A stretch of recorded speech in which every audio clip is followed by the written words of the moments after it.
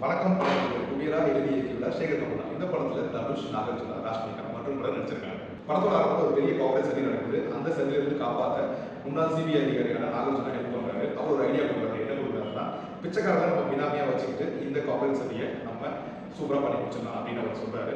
இதனால தான் தனுஷ் அந்த கதைக்குள்ள வராரு. இதுக்கப்புறம் இந்த கதையில என்ன நடந்துச்சு, நாகார்ஜுனா அப்படின்னு என்ன நடந்துச்சு, அதுதான் குபீரா படத்தோட ஒரு வரிகள்.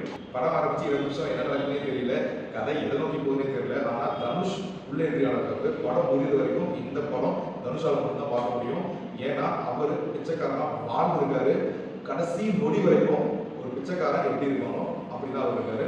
தனுஷுக்கு கண்டிப்பா இந்த படத்துல ஒரு அவார்டு கிடைக்கும். அதுக்காக மற்றவங்க நடிக்கல அப்படின்னு சொல்றேன். நாகார்ஜுனா நல்லா நடிச்சிருக்காரு, ராஷ்மிகா நல்லா நடிச்சிருக்காங்க.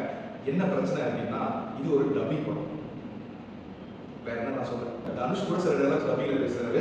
அது நமக்கு நல்லாவே தெரியுது. அதனாலேயே இந்த படத்தோட எமோஷன்ஸ்ல நம்மளால ஒன்றி படம் பார்க்க முடியல. ஏற்கனவே இந்த படத்தோட பிளஸ் தனுஷ் சொல்லிட்டேன். அதோட பெரிய பிளஸ் இந்த படத்தோட இசை மற்றும் பின்னணி இசை. நாம வேற யாராவது இசை போட்டுப்போம் அப்படின்னு பார்த்தா நம்ம டிஎஸ்பி. இந்த படத்தோட பெரிய பிரச்சனை முன்னாடி சொன்னோம்னா ஒரு டப்பிங் படம். அதுக்கப்புறம் இந்த படத்தோட நீளம் ரொம்ப பெருசு. 3.25 மணி நேரம் படம் ஓடுது.